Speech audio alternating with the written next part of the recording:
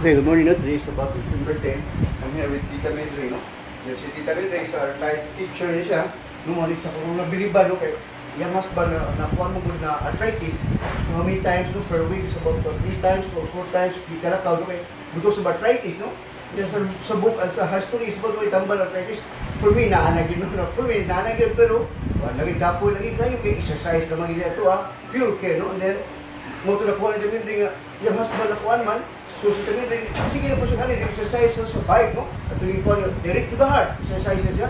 Then for 1 hour, because 30 minutes, that's the time the muscles of the heart, kung may pag-start ang exercise niya, wala yung makasabot ng tao, so karoon nakuha is education, no? So I'm here, ipagbasa na ko sa Mildred, kadala ko nakuha ang mga pamphlets, no?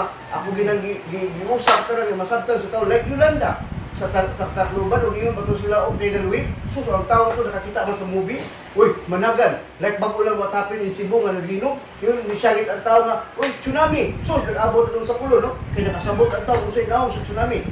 Again, pasabto na kung sa'yo naong sa tumasos, no?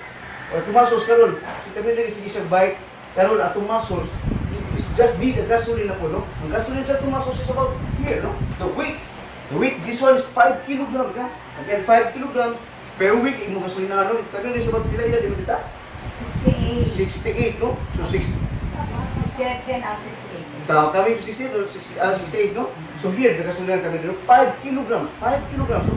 Para sa iyang prime mover muscle siya, karon is intellectual property, asa na ito ibutan. Ibutan ka na itong test. Ang hot pops to release na tightness first, no? Kaya di ka ka-store lagi yung muscles time, kung tight ang imo muscles, no?